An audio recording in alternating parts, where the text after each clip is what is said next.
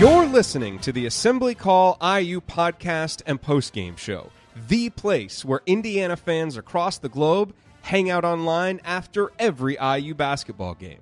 Join us for our live broadcasts on Thursday nights and immediately following every IU game at our website, assemblycall.com.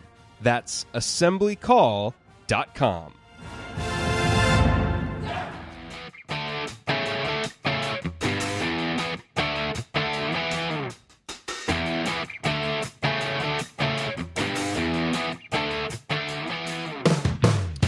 And welcome, Hoosier fans, to this week's edition of Assembly Call Radio, where each week we discuss the most important IU basketball stories from the past 7 days. This is our 101st edition of Assembly Call Radio, and it is our 441st edition overall of the Assembly Call, recorded on the evening of Thursday, November 15th, 2018. I am your host, Jerod Morris. And let's begin this edition of the Assembly Call how we begin every edition of the Assembly Call, and that is with our Hoosier Proud banner moment. And Indiana is the national champion. When it comes down, Indiana will be champion. Smart takes the shot. The Hoosiers have won the national championship.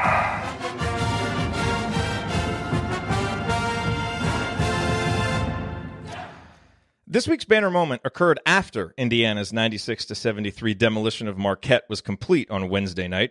Archie Miller came to the press room in the bowels of Simon Scott Assembly Hall, settled in, and talked about his team's performance. And in many ways, it was a typical Archie press conference, a succinct, insightful fulfillment of his contractual obligation.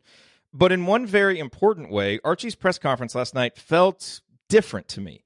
It felt like for the first time since Archie has been here that he genuinely believes in his team. And that's not to say that he disliked last year's bunch, but we all knew he was fighting an uphill battle, turning an offensive culture into a defensive one with players he didn't recruit, and no one knew it better than he did.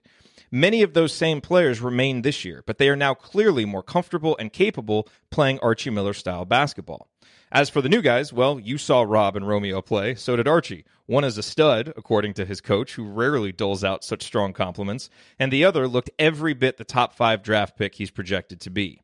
After expressing very little satisfaction in his postgame comments after Chicago State and Montana State, despite lopsided results, Archie couldn't hide the pride he felt in his team's performance against Marquette. He didn't even try to.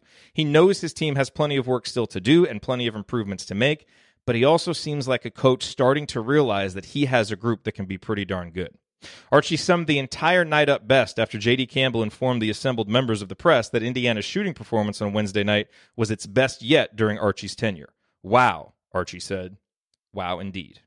All right, now let me introduce my esteemed co-host for this week's show. To my left, he is the Nate Oates of Girls Youth Sports Coaching in Cincinnati, the president emeritus of the Robert Johnson Fan Club, one of the world's most respected bracketologists, and he recently won the Chat Mob's Choice Award for Best Laugh among Assembly Call hosts.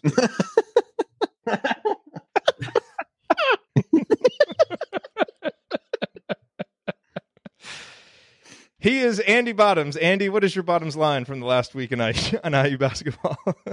That was troubling, but hey, better to be known for laughing than other things, so I'll take it. No, just still kind of basking in the victory from Wednesday night.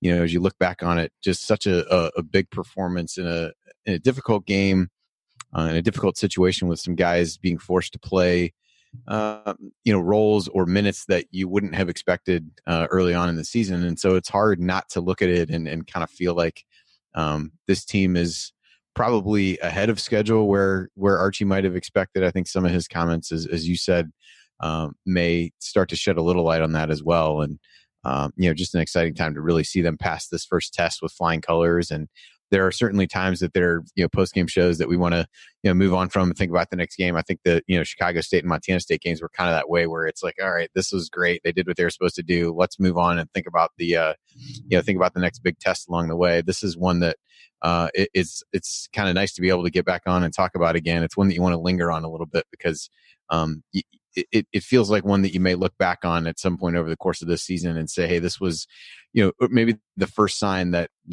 as you said, Archie really feels like he has something in this team and the way they've come together. So it's good to be with you guys and talk a little bit more about this game and look ahead to another big one on Sunday.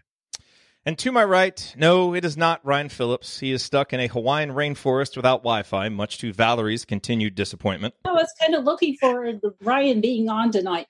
But just like Al Durham stepped in for Zach McRoberts last night, we have someone ready to step into the starting lineup and deliver a strong performance. You've read his work in our weekly IU Basketball News Roundup emails, as well as the Marquette postgame analysis email, and he's received rave reviews for his Basketball 201 segments during our Banner Monday shows. He has a bright future as a deep-thinking and astute NBA analyst, but we will enjoy it right now while we have him here providing insight on our Hoosiers. He's one of our student interns for this season, Ben Ladner. 90% of his basketball opinions are moronic. He ought to be fired. Ben, don't mind them. They're just afraid you're going to Rob Finney them and they won't get their starting host slot. Sure. Just pay them no mind. So What stood out most about Indiana's win over Marquette to you, Ben? I would second everything Andy said. I think it's good to see them pass this first test. And then I would also add that it's going to be an important momentum builder as well as they go into Arkansas, and then they kind of have a little bit of a break. They're still playing games, but they're not really these marquee opponents. And then you go into Duke on the 26th, and that's probably going to be the best team Indiana faces this regular season, at least the most talented team that they see. And so I think all of this is kind of snowballing and leading up to that Duke game where you obviously take it one game at a time, but I think it would be really nice for Indiana to be able to walk into Cameron Indoor Stadium with an undefeated record. You presume that Duke will likely do the same. And so this Marquette game was a really nice kind of first building block for that, not just for the Duke game, but beyond that to kind of see how this season unfolds. All righty, well, here's what we are going to talk about this week. We have to cover the unfortunate news about Jerome Hunter's injury. We will here at the end of segment 1.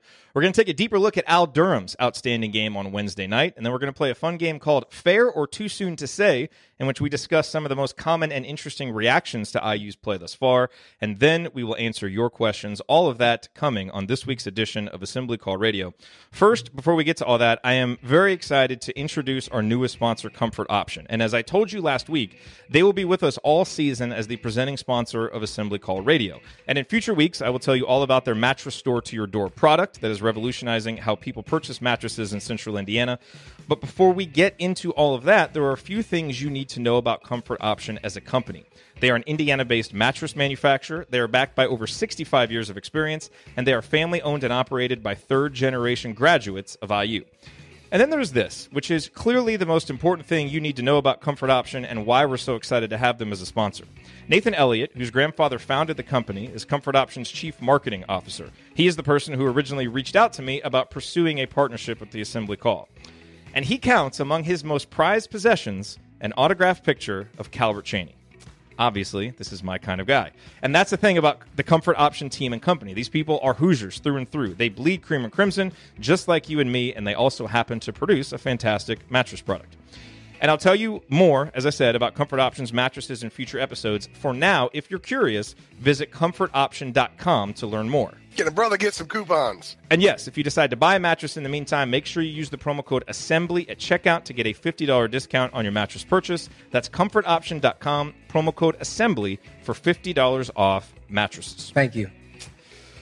Alrighty, you are listening to Assembly Call Radio. I'm Jerod Morris here with Andy Bottoms and Ben Ladner. And guys, let's talk about, it's been a very triumphant week for Indiana basketball in so many ways. Big win over Marquette. But we got some really bad news today about Jerome Hunter. He's had a mysterious injury that it's kind of felt like no one's really kind of known how to explain it and describe it publicly. But, we got the news about him winning the gold jersey a couple weeks ago, and then all of a sudden he's hurt and he hasn't played.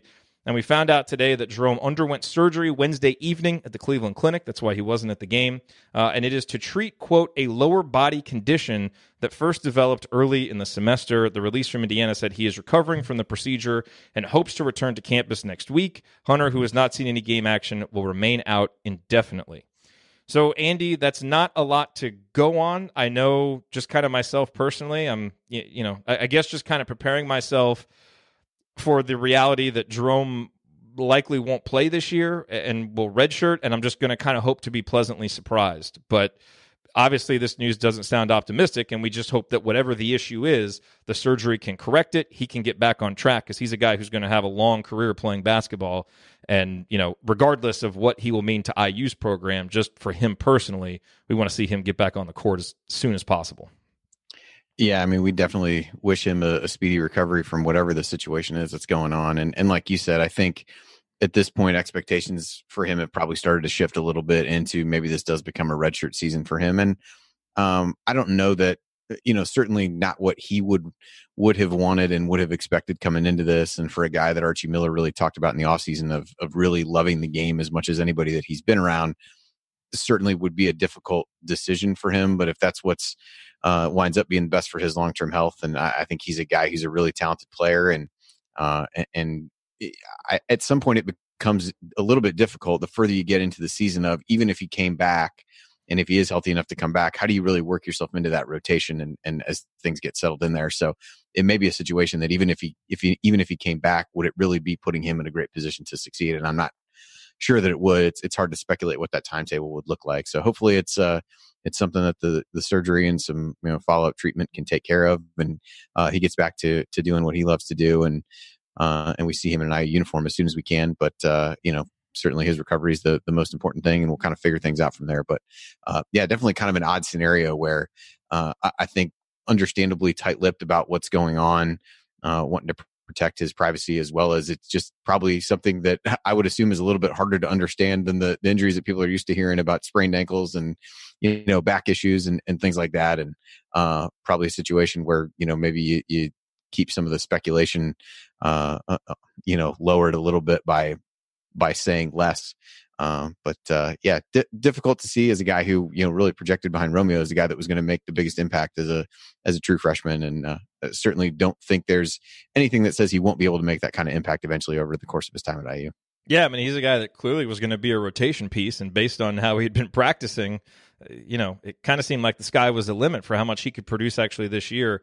Ben, as you kind of project forward with Indiana, we've obviously been able to weather, some of these injuries here early in the season, but that's only through 3 games, and obviously a lot of games still to come. How big of a loss do you think this is for Indiana? I mean, if he's out long term, how big of a loss do you think that this is for the Hoosiers? I think it could be, not catastrophic, obviously, because he wasn't going to start. He likely wasn't going to be a huge piece of the rotation. But like Andy talked about, he was maybe that second best freshman behind Romeo Langford coming into the season, and a guy that around 6'7", 6'8", with good length, good athleticism, could have been a really valuable defender in this lineup. And we don't know what he necessarily would have looked like because we didn't get to see him on the court very much this season. But yeah, it is a shame. And what kind of stood out to me from just the report and the release that they sent out today was the phrasing of condition rather than an injury. We were talking about this before we went on, but yeah. I don't know if there's anything to that. But it was kind of odd to me just to hear it phrased in that way. And obviously the indefinite timetable doesn't make you feel any better about him coming back anytime soon.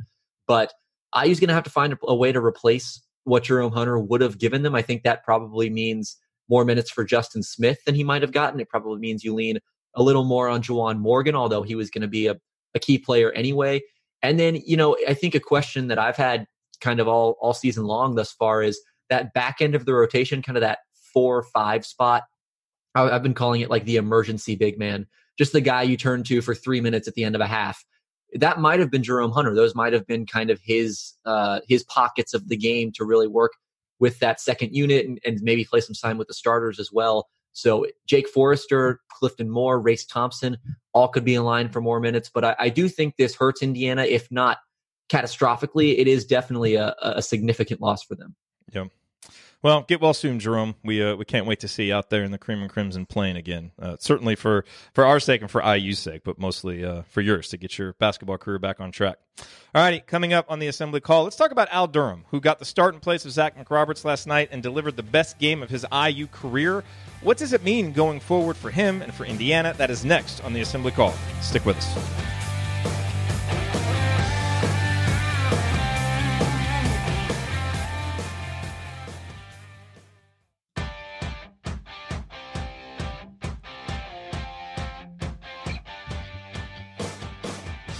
You are listening to the Assembly Call. You can find all of our content at our website, assemblycall.com. And if you ever want to participate in our unedited live broadcasts, chat mobbers, or watch those replays, then check out our YouTube channel, you will be privy to all of the between segment banner that might not make it into the radio show or the podcast edit, like when Coach tries to act like a big shot and present hearsay and rumors as legitimate recruiting analysis. My neighbor's second cousin's girlfriend saw Trace at Taco Bell, and he was wearing a Michigan State jersey.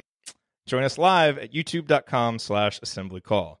I'm Jerod Morris here with Andy Bottoms and Ben Ladner. And, Andy, when we were kind of planning out this episode and talking about what we should discuss, it's always fun doing a radio show the day after a post-game show, because sometimes it feels like there aren't a lot of things to talk about. But don't say always. There have been times when it hasn't, but this is one of the times that has been good. Yes.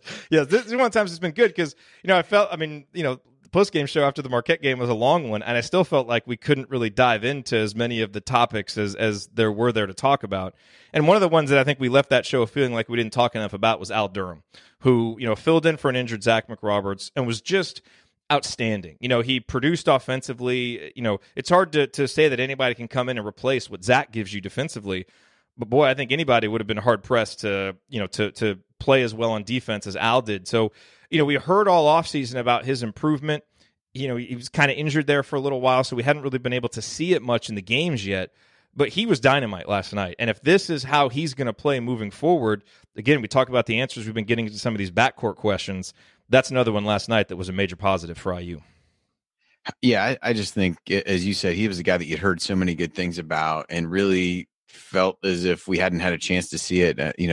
Got injured pretty early on in that Southern Indiana game, I believe, and then ended up only playing didn't play against Chicago State, played 15 minutes against Montana State just to kind of get his feet wet, and didn't really do anything spectacular there. Had 5 points, but he was a guy who, even heading up to the Marquette game, there was some question of, do you see more of him as a defender on Marcus Howard? And he played him at times. Finney played him, probably even more than that. But I just think what you saw from him last year was a guy who had the makings of a really strong defender. I think Archie talked about that with him. Like, can he really become a defensive stopper? Really trying to pinpoint, even before the season, what his role on this team could really be. And I think the difference that you have when the easy comparison, because he started for McRoberts last night, is looking at those two guys. He's just more aggressive offensively. He's looking for shots. He's looking to attack the basket off the dribble. It was really successful doing that, and got out in transition some of the early minutes of that game when things were a little frenetic and IU was forcing a lot of turnovers. But he's just a guy who's more aggressive. We saw that last year, really trying to drive to the basket and being able to finish pretty well, even as a freshman. So you look at what the work he's done in the weight room in the offseason, I think that's only going to help him finish in those kinds of scenarios. And it gives you another guy that can really attack off the dribble for a team that is going to, may continue to struggle to shoot the ball from the outside and really wants to, play downhill toward the basket. He fits really well in what they want to do there. And that's really what he brought to the table last night. If Archie probably told him two things: play great defense and attack the basket. If you told him only those two things, he did those great, and he did a whole bunch of other things well in addition to those. And I was impressed. I think he airballed his first shot, and he was undeterred. That didn't hurt his confidence at all. He kept attacking.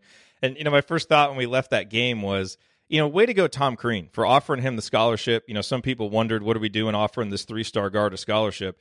Clearly, Al deserves it. But the irony is, it feels like he's such a better fit for Archie's system and the way Archie wants to play than he would have been under Crean. So, huge kudos to Crean, because I think Al was a great get. He's just a terrific guy who really embodies everything you want out of IU basketball. And to see him be this productive as a sophomore is just fantastic. Ben, what did you kind of think of Al's overall performance, and what out of there do you think is now kind of sustainable moving forward for him?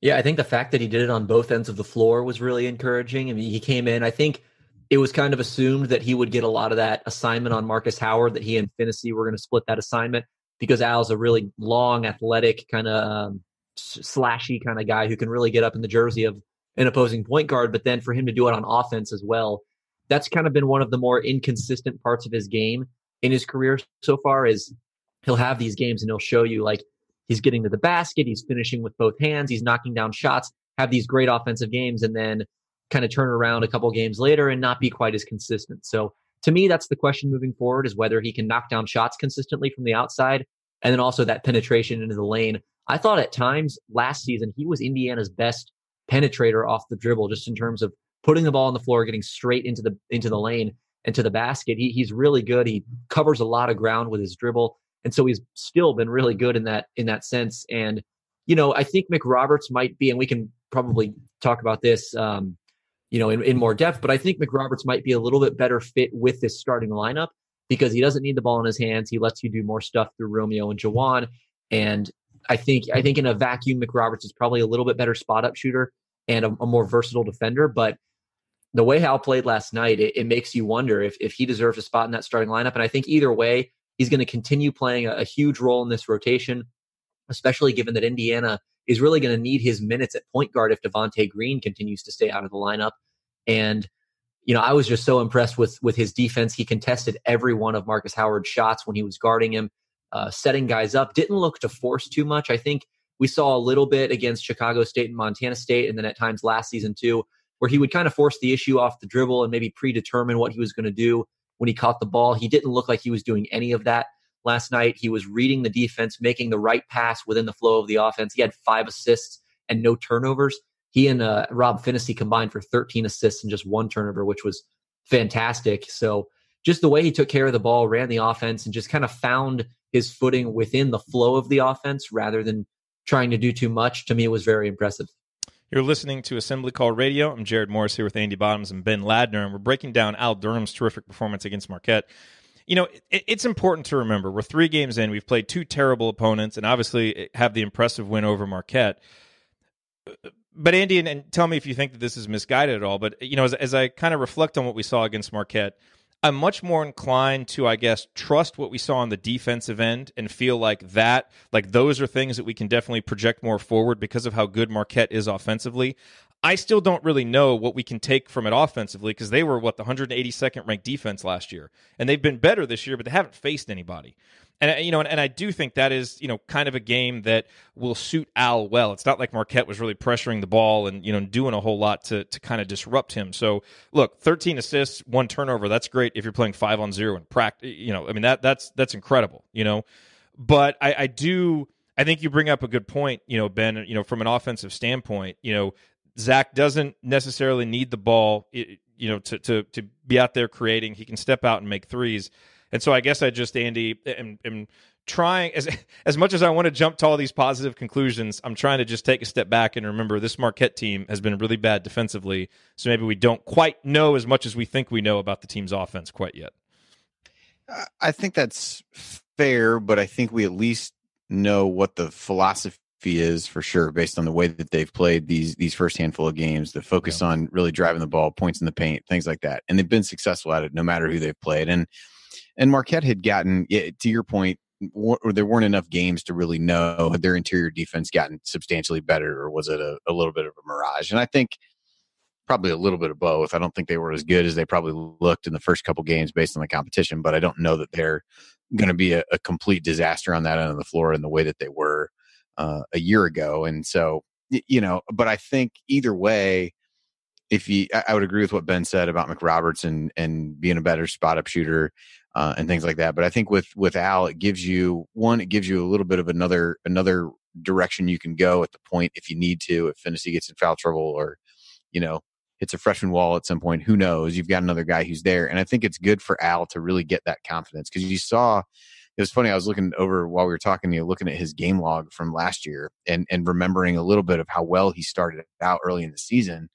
He had at least 7 points or at least 6 points in 7 of the first 9 games, and then didn't do that again for the better part of not quite 2 months. Really struggled in that Louisville game, turned the ball over 5 times, and then saw his playing time start to diminish, and his production really started to diminish at that point. So at the very least, I think it's a guy who really thrived on the confidence that he got early in the season. And while I don't think the setbacks are going to affect him as much as a sophomore, I think it's good to see him get out of the chute this way against a good opponent, because what we didn't know because of the injuries is really where his spot was in the rotation and how, where he was in the pecking order. And I think while injuries certainly thrust some guys into bigger roles against Marquette, I think it becomes pretty clear that he was, right on the, outside looking in of that starting lineup most likely. And so I think he's going to be one of the first guys off the bench if he doesn't make his way into the starting lineup. And I don't think that's a bad thing either. When you think about, would you rather if you had to bring him in for Romeo to give him a rest, would you want a guy who's going to attack a little bit more? He's certainly not going to replace that production But if you kind of flip flop it and say, all right, well, in a lineup that may not feature some of IU's better scorers, is he a good fit with a second unit in that regard versus a McRoberts who we know isn't going to go out and try to create his own shot and do things like that? So in that regard, maybe answering, kind of circling back to the prior question, maybe that does make him a better fit. And even in some of the same ways that we've talked about, is Devontae a good fit to come off the bench to, kind of provide that spark and that energy? Could be a guy that ends up there, but it sounds like you said, we may be a little bit before this team is healthy enough to figure out what everybody's actual role is. It's just kind of a game to game. Who can you cobble together and how do you make things work with who you have? Yeah, because it doesn't sound like Devontae or Zach will be back for Sunday. I mean, I think technically they're both game time decisions, so we'll have to see. And, in our next segment, we're going to play this game called Fair or Too Soon to Tell. We kind of assess some of these early season reactions. And, one question, Ben, that I asked in our IU community, which you can check out if you go to assemblycall.com/community, was basically, if Zach McRoberts were ready to go on Sunday and could play, again, probably won't be able to, but if he could, would you start Al or would you start Zach? So, Ben, I think you kind of gave away the answer to this earlier, but what would you do kind of at this stage right now? I would start McRoberts, not just for the reasons I mentioned earlier, the fact that he doesn't need the ball, probably is a better catch and shoot player from three and a more versatile defender, but also, and Andy kind of touched on this as well with Devontae Green, but I think you need that guy in the second unit who can create off the dribble and set guys up. And I think the more minutes Al Durham plays with the starters, the fewer minutes he's playing with that second unit. And then you wonder, where does that creation come from in the backcourt? And maybe it is Devontae Green, but again, if he's not totally healthy for Arkansas, then the question, I think, is a little tougher to answer. I don't think you want all of your best creators in the starting lineup playing together for huge pockets of the game, because then that leaves you pretty vulnerable when those guys are not in the game. And so, I think McRoberts is just a better fit because you've got two ball-dominant guys already in Romeo Langford and Juwan Morgan. And then Rob Finney has shown the capability to be kind of a, jack-of-all-trades kind of point guard who can knock down shots, facilitate, get into the lane, swing the ball around the perimeter, just put the ball where it needs to be. And I think Al's that same kind of player, but I don't think he does it quite as well as Finney. And I don't think he's nearly the one-on-one scorer that Romeo Langford is. And I think for that reason, I think he's probably a little bit more effective when he's playing not just with backup units, but against opposing backup units. Andy, what would you say? Yeah, I tend to agree. I think coming into the discussion, I don't know that I had a firm thought about it, but the more kind of listening to Ben talk about it and what I said last, it feels like he might be able to be even more successful in that scenario. And ultimately that's what you want. I think he's a guy that can really be a spark plug on the team, certainly a good energy guy, and could really be a leader within that second unit to the extent that IU really rotates those guys in that way. So I think in the Arkansas game might be an important guy just in the sense of, trying to break their press, having another ball handler, and a guy that, comes off a game where he made really good decisions and took good care of the basketball. So, maybe that's a game-to-game proposition. I don't know that that's a decision that Archie's going to need to make for that game if McRoberts isn't available. But I do think he could pay it could be another game where he really pays dividends being in the starting lineup, similar to what he did in Marquette, just by giving them another guy they could throw at Marcus Howard without, having to really rotate as many guys in and out. But just to tack on McRoberts. Go ahead, Ben. Just to tack on one more point to that, I think regardless of who starts, I think all these guys are going to play minutes together at various points in the game. So, and you could even close games with Finney, Langford, and Durham on the floor together. So just depending on how the game goes. So, we answer this question about who's going to start and all that kind of thing, which is an important question, but it is also worth remembering that the way the game goes, the way the rotations work, there will be overlap between all these guys. So we'll get to see them all kind of work together as well.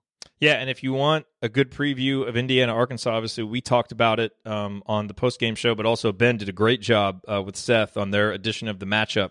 Go to podcastonthebrink.com, and you'll find that. It's in the Podcast on the Brink feed. But really good job on that, Ben. So if you want some insight on IU-Arkansas between now and then, that is the place to get it. Alrighty, coming up, we are going to continue our game of Fair or Too Soon to Tell by discussing a player comp for Romeo that seems crazy but probably isn't, what we're to make of IU's early three-point defense, and several other common interesting reactions to IU's play. Stick with us here on the Assembly Call.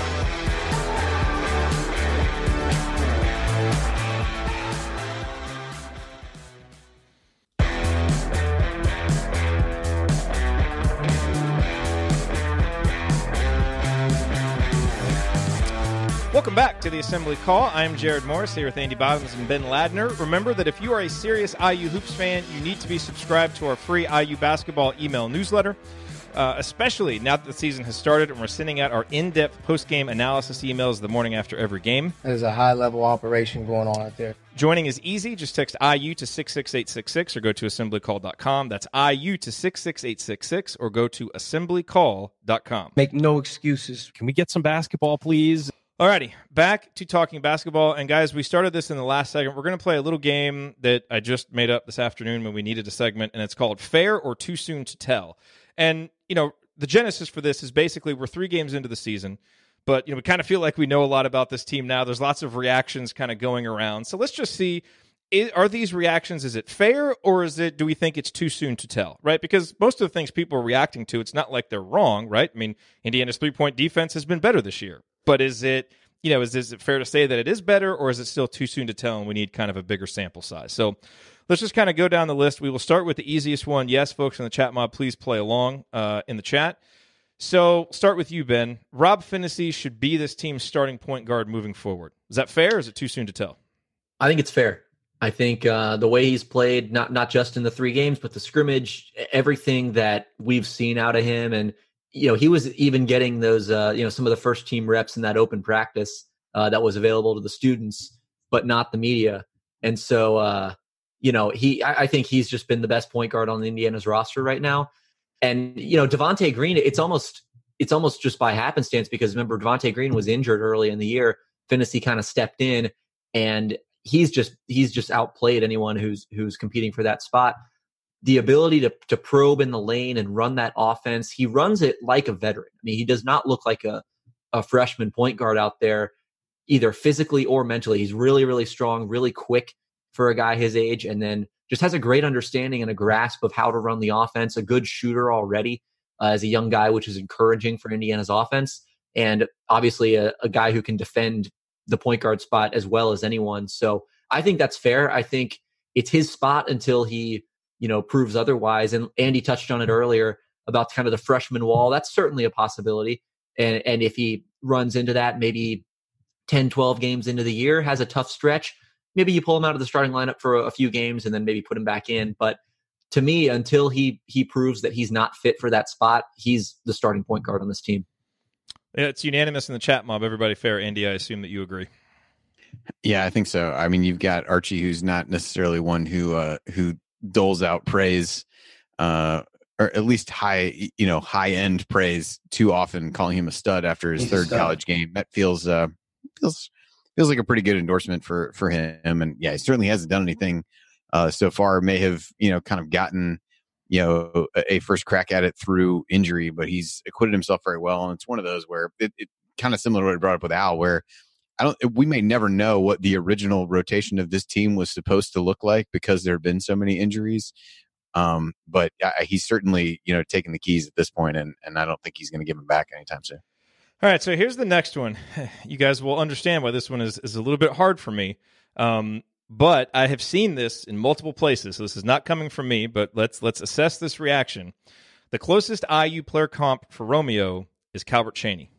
Andy, fair or too soon to tell? Freshman year Calvert Chaney. And I have some numbers if you want to hear the numbers. All right, let's hear the numbers. All right, so now look, Romeo's only played 3 games, but Calvert is a freshman. Of course, he came right in and was so good. 17.1 points per game, 4.6 boards, 1.7 assists, shot 57.2% from the field. That's over the course of a full season. Romeo, through just 3 games, 17.7 points, 4 rebounds, 2.3 assists, 57.1%, and doing a little bit more in terms of steals and blocks. So the numbers really similar, kind of the scoring profile really similar. I think everybody knows the reverence with which I have for Calvert, but the more I think about this, to me, I think obviously we have to see more. So I guess ultimately it is too soon to tell because Romeo's going to have to do this against better teams and do it all season and do it in the Big Ten. But I didn't scoff at this when I first saw it, and that was kind of a shocking reaction for myself, viscerally. What do you think, Andy? It's an interesting question. I think when you look at what was expected of them coming in, Romeo, tons of fanfare, McDonald's All-American, really highly thought of, super high expectations. Chaney, part of a really good class overall, but was not the headliner of that group by any means. But pretty much from the minute he stepped in, you could kind of see it. So it's a little bit odd, even just coming into it that way. I also try to think about, how they really scored their points with Chaney really, setting up screens so well, running off motion, shooting mid-range shots, the kind that he did when he broke the scoring record. Like those were kind of the bread and butter Chaney plays. He did have some of that driving ability that, as you've, kind of talked about before, where that was maybe an underrated part of his game. Whereas Romeo is doing so much off the dribble, makes it really look effortless getting to the basket. So I'm going to say too soon to tell, just because I think from a production standpoint, I think it's absolutely fair. I think from how they go about producing those points, rebounds, whatever, I think they're still a little bit different in my eyes. And to your point, we're 3 games in. So I think productivity wise, I can see it. I struggle a little bit. I think if you squint enough, you can, probably see it a little bit in some other ways, but I'll say too soon to tell on that one.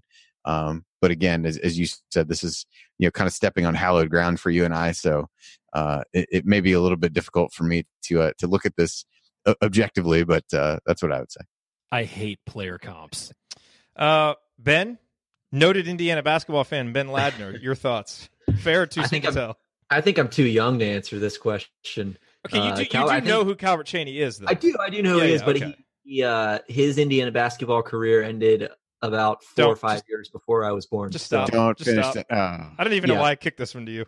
Okay. Yeah, I know. I was wondering that myself, but I have been trying to think about like Romeo comps and kind of who he's a tough comparison because the way he plays, he's kind of this languid mover where he just kind of glides into the lane. And his 3-point shot hasn't fallen yet. I think that'll come around.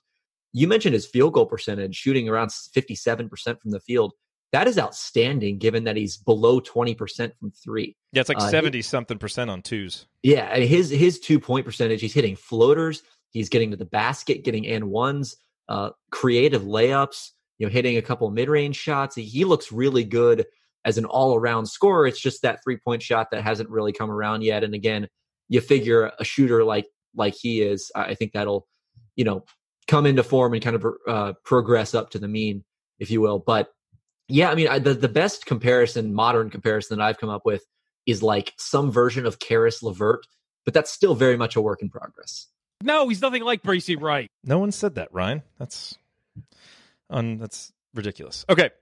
You're listening to The Assembly Call. I'm Jerod Morris here with Ben Ladner and Andy Bottoms. We're playing a little game called Fair or Too Soon to Tell with some of the early season IU reactions. So let me hit you with this one, Ben, one that you'll be a little bit more qualified to answer here. Juwan Morgan will score fewer points, but be a more impactful player this season. And real quick, last year he averaged 16.5 points, 7.4 boards, 1.5 assists. This year so far, he's at 12 points, but he's got 9 rebounds per game, 3 assists, and shooting a higher field goal percentage already. Is that fair, or is it too soon to tell? I think it could be both, because I think this is a distinct possibility. Given the fact that Romeo Langford's coming into the fold, you assume that Justin Smith will score more than he did a year ago. I don't think that they're going to lean on Juwan Morgan in quite the same way that they did last season. That said, it wouldn't shock me if he upped his scoring average and became, a more dominant scoring force. But I think either way, he's going to become a better all-around player than he was last season. And the part of his game I'm really excited to see is how he works as a facilitator. And this might be something that I expand into a longer piece later on this season, but I think he's kind of shown all 3 years he's been at Indiana, he's shown flashes of some playmaking ability, whether it's, dicing into the lane and finding a cutter, or maybe it's, a nice interior pass out of the post. Maybe it's passing out of a double team to hit a shooter. He's kind of shown these flashes, these bits and pieces of some passing instincts, but it hasn't shown out really in the numbers with super high assist totals. And I don't think he's done it at quite the consistent level that you'd want from like a true playmaking 4. So in that sense, I think he could become that guy this season. And it wouldn't surprise me if he averaged 3-4 assists this season, just because he's going to get doubled in the post. He's going to draw a lot of defensive attention. And now he has some pretty effective weapons around him that he's able to pass the ball to. And so I think regardless of where his scoring levels out to, I think he's going to be a better passer, better playmaker, maybe a better rebounder, and just a better all-around player this season. Yeah, and if he has less of an offensive load, too, he'll have more energy for defense. And I thought his defense against Marquette was probably as good as I've seen him play defensively, Andy. Yeah. For me, I would say that's fair at this point. I would put myself in that camp. I think because of the assist that Ben mentioned, last year, the thing about an assist is that somebody has to make a shot on the other end of the pass. And so I don't know that he was necessarily not a good passer last year, but the ability of other guys to actually finish and convert on those opportunities and benefit from all the attention that he drew from defenses was important. And so I think his scoring was higher last year just because it was such a burden on him to score. And I think this year with a better supporting cast he's going to be able to, show all the other things he can do and how well-rounded his game is. And ideally, allow him to not have to play as many minutes even, at which point some of the production might go down. But I think those become more quality minutes on both ends of the floor, as Jerod mentioned. And one other thing I think that could, be a major factor in his improvement and how much more effective he becomes is that 3-point shot. He's sitting around 40%, but he's only 2 of 5 on the season. So that's going to be a figure to watch all season long. If he's a consistent mid-30s, high 30s 3-point shooter, he's immediately a better player than he was last year. Okay, let's hit these last couple quickly here. So, fair or too soon to tell? Andy, you start on this one. Indiana's 3-point defense is markedly improved from last season. The numbers are obvious. Last year, we gave up 36.7% from 3-point range. This year, 18.6%. Although, in fairness, there have been some open looks that the opposition just hasn't made. So, what do you think? The 3-point defense is markedly improved, or do we need to wait to really find out? That's a tough one. I'm going to say fair on that. I think that one was a little bit on the border for me. I mean, certainly to this point, it's been better. I think you see things with the additional length on the team. It feels like they should be better. Another year in the system, being able to close out effectively on shooters and know their rotations a little bit better. So you had one game against a really good 3-point shooting team, and they defended it really well. So I guess in that regard, I'll say it's fair, but I'd still we would like to see a little bit more. But I definitely think there are positive signs with how things have gone so far on the defensive end. Jen in the chat just said fairly too soon to tell, and I'm flagging her for inappropriate use of an adverb and fence sitting. That just doesn't count. Fence sitting coming from the guy who kept picking push on over under. I said that. Over under on the preseason for that. So yeah, I was going to let that go, but if you're going to call out other people for it, I can't give you a pass on that. Come on, dude. All right, Ben, fair or too soon to tell on the 3-point D? I'll say too soon to tell. We've talked about the vulnerabilities of the pack line defense when it comes to catch and shoot threes before, and there are ways to work around that. And this Indiana team could be a team that does work around it, and maybe they get there by mid-season, end of season. But I'm going to need to see them do it a little bit more consistently. Marquette missed a lot of open shots last night, and Indiana did do a good job defensively. I thought they made Marcus Howard's shots difficult. They closed out on shooters pretty well. But I think they need to do it against more teams, against better teams, and just for a longer stretch of time. I think we need a little bit bigger sample size on that before I really buy in. Okay, last one, Andy. Demezy Anderson isn't ready yet to be a key piece of the rotation. Now, he's getting time. He's actually played 45% of the minutes so far. Part of that was, getting some garbage time minutes in the first couple of games, but he's playing a lot of minutes, and he was obviously in there a lot last night. But I think the common reaction people have had kind of coming down off of that exhibition game where he hit, the 4 threes, and I think everybody was really excited. People still excited about the long-term potential, but some questions about the defense, and his ability to handle the ball against some of these better defenses. So fair or too soon to tell that Demezy is not yet ready to be a part of the rotation? This one's difficult because I'm not sure there's, you look at the game against Marquette, there was really not an alternative. Even if you thought he wasn't ready for it, there wasn't anybody else to really turn to, and you saw when he came on. Okay, so assume that we have that we're at full strength, I guess is the. Yeah, then I guess I would say that seems fair for now. I mean, by his own admission, he seems like a pretty self-aware guy and talked about his struggles defensively. And Marquette, I mean, as soon as he came on the floor, I mean, Sam Hauser's eyes lit up and he was just going at him from all over the court. I mean, that was really what you saw. They really attacked him defensively, and other teams are going to do that as well. So I think that's the big part of it for me. I don't think while he is a really good scorer, I don't think that's what IU, it's a bonus that he scores. I mean, last night they just needed him to take up minutes, and play well. So I think he's capable of continuing to play where he is. And I think he will continue to, almost out of necessity, and that may benefit him greatly in the long run, even though probably going to be some growing pains in the short term. So I don't think he's ready for that right now. But I think this experience, if he responds to it well, suggests that he will be ready for it by the end of the season. Ben? I agree. Full strength, I think he's not quite ready. To me, he's just kind of like a guy, who doesn't really do much. He doesn't take that much off the table, but he also doesn't put much on the table for you. So if he's not knocking down shots, especially, then it's unclear to me what value he provides as the rotation piece. But again, with McRoberts out, with Jerome Hunter presumably out for an extended stretch, it might just be a situation where you need him to soak up minutes, almost like a long reliever where you just need to put him in there, and eat up some minutes and be a part of that, a part of the rotation then. And I think he can do that. He's not, like I said, he's not going to take much off the table for you. It's just a matter of how much of a positive impact he's making.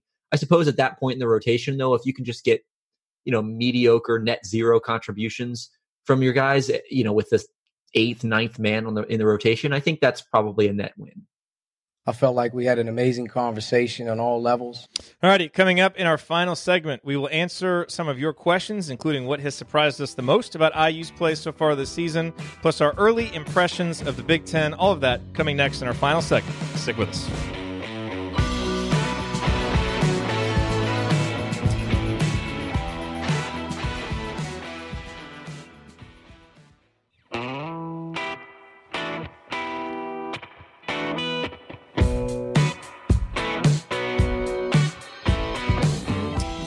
You are listening to the Assembly Call, and we are wrapping up another week of talking IU basketball and basking in the glow of Indiana's victory over Marquette. I am Jerod Morris here with Andy Bottoms and Ben Ladner, and here in our final segment, we'd like to answer your questions. And so we got a short final segment. Let's hop right to it. We got this question from Jay. He said, other than Finney's play, what has been the thing that surprised you the most through Indiana's first 3 games? He said, for me, it's been how quickly the offense has played and how effective they've been playing quickly. Indiana actually averaging under 15 seconds per offensive possession right now, which, as he said, would have put IU in the top 5 in the country using last season's numbers. So Hoosiers definitely playing fast. So that has been surprising to Jay. Ben, what's been the most surprising thing to you? To me, it's the ball movement. Indiana's been really effective moving the ball along the perimeter, just being patient on offense. And again, they are moving quickly in the possessions, but they're making the right pass. They're moving the ball with purpose. No one's really holding it for too long in a given possession. They're assisting on a really high percentage of their baskets. And I think we all knew this was going to be a team with a lot of good passers, a lot of guys who could move the ball, who had some decent vision. But I think the way it's all gelled together and for it to happen this quickly and this early in the season has been a really pleasant surprise for me. Andy, what has surprised you the most? I think how much of a factor forcing turnovers and converting those into points has been. I don't know what those numbers were last year. I think they've gotten significantly better in defensive turnover rate. How that translated into points off turnovers, I don't know. But that's really been a pretty constant thing through the exhibition game, through the first couple of games. It even, I think, was brought up how many turnovers they forced in that scrimmage against Loyola. And that allowed them to get off to a really good start against Marquette. Didn't really sustain itself in terms of, what they were able to get off those turnovers as the game went on. But I thought that's been a really constant drumbeat for the team. And with so many young guys in the rotation, with so many injuries, to see the defense be where it is was really impressive to me. Yeah, I would say on the plus side, the defense, especially the defense of the young guys, it's really hard to expect freshmen to come in and be really good defensively, but I think for the most part, Indiana's freshmen have been. And on the negative side, it's the injuries. That's really surprised me. It's always surprising when you have this many injuries early. You expect it maybe, during the grind of the Big Ten season. And especially with just, how much Indiana's talked about, the new weight program and really what seems like a smart plan and strategy. So I don't mean this as, to cast aspersions upon that. I think Indiana does a great job there. But, it's just been surprising to see, all these injuries happen so early in the season. So hopefully they can get that figured out. And look, maybe we're just getting all of our injuries out of the way and we'll get everybody healthy and, be able to roll, once we get past the holidays. But that's kind of been surprising to me. Andy, let's hit one more here. The Big Ten. Have JD asked, have your impressions of the Big Ten as a whole changed at all since the season started? Big Ten didn't really play many teams, but then all of a sudden, you've got Michigan waxing Villanova, obviously Indiana playing well. The Ohio State went into Cincinnati and won. There have been some pretty impressive victories for the Big Ten so far, and while no great team perhaps has emerged, sure seems like there's a whole lot of really good ones. Yeah, I don't know that my opinion has changed on there really being a truly top end elite team nationally. But certainly what Michigan was able to do at Villanova last night was impressive. IU's been impressive. So I think maybe that the depth in the toward the top of the league is even a little bit better than we thought. We kind of talked about that, how you could look at teams 1 through 6 in a lot of ways, and they seem pretty interchangeable. So it's been a good thing for the league. They've been really successful in a lot of these non-conference games. They've only lost 2 so far, so that benefits everybody in a rising tide lifts all boats scenario come March. And so I think that's positive, but I do think it's going to be a slog in a 20-game schedule with some of these teams. There are not going to be a lot of easy nights out there. So I think overall the quality is a little bit better. Don't know that it's changed my opinion on what maybe the ceiling is for the better teams in the league, but I think they've certainly been better than people thought to this point, and that's a positive thing for everybody. All right, we got about a minute left. Ben, let's take this one final question from Richard. After seeing how IU did against Marquette, do you have higher expectations for the season? I don't, but that's, I think, only because I was pretty high on this team coming into the year. I thought their ceiling was around the Elite 8, maybe Final 4 if everything breaks right. So I think they're probably still at that level, which is by no means to say that they're a lock to make it that far, but I do think this is a team that can hang with almost any team in college basketball, and certainly that Duke game will be a big test of that. But that Marquette game, it kind of just proved when this team is on, it can really beat some good teams. And so, it's early. It's good to see that early in the season, and for them to prove that they can do that in just the 3rd game. Andy, 20 seconds left. Did the game change your expectation for the season at all? I think it changes I think they're further ahead at that point in the season than where I thought they would be. They seem closer to, maybe what my high end expectations were already. But you try not to overreact too much to one game. So they probably did in my heart, but I'm trying not to let that show as much as it probably does. Yeah, I agree with you. All righty, well, that'll do it for us on this week's episode of the Assembly Call. If you want to see us do the show live and be part of the live chat, join us at assemblycall.com on Thursday nights for the live broadcast of our Assembly Call radio recording. And you can always subscribe to our podcast by searching for Assembly Call wherever you listen to podcasts. Also, don't forget, go to assemblycall.com or text IU to 66866 to join our free email newsletter. Thank you for listening. We'll be back to talk IU hoops again with you Sunday after IU Arkansas. Until then, keep your elbows in and your eyes on the rim. And go Hoosiers.